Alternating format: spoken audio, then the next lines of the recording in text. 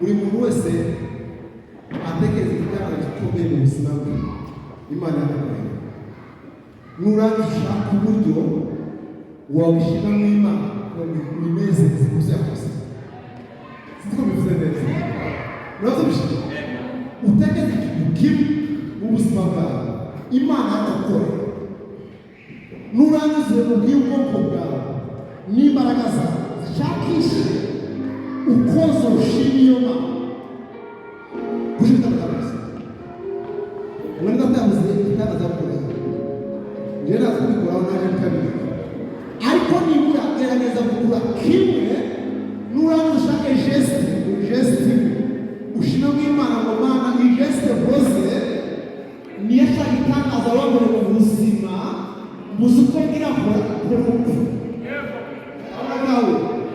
muzukongera ariko nibura koze niba wishaka niba sinzo kubona ariko ngo akakoze nakoze gushaka cyangwa ni wakoze wa musika muzukongera akobigeza nibura haleluya kuko aya majwi yacu ibitanaza kuvugira hano ko birarema andi mashine azoba mu bindi bisaza muri ibyo bihugu bazabona ngo higeze kuba nibura abashima kuzabona kutangaza harazozumva bakristo kugira ngo bashimiyama itangazayo baze bayegereye ko bitangaza haleluya haleluya iyo dukora bino ntabwo tuba twiga nawe bikoze tubikora mu mitima yacu kuzi Imana yakoze haleluya ntabwo twiga n'abandi ababanje tubakoze oya tukora muri Yesu yacu tukavuga neza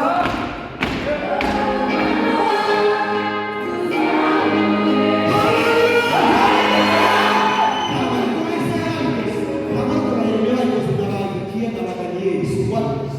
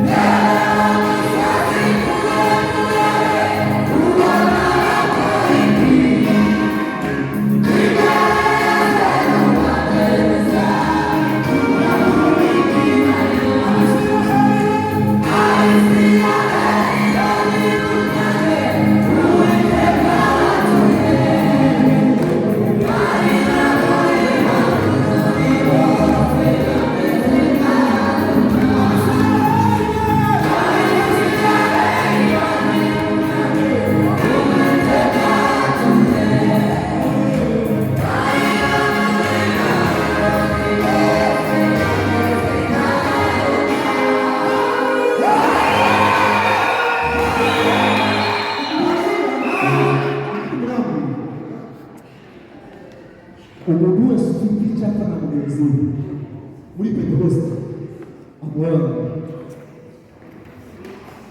Umutima ndukupe ndose. Ubundi murambe ubabwire umuntu wese ufite akafana mu buzima. Agakuri kugira ngo uyu mwuka ubona ushoboye kwera. Ubone ibintu byose. Akatwa kubona tudatu dukure.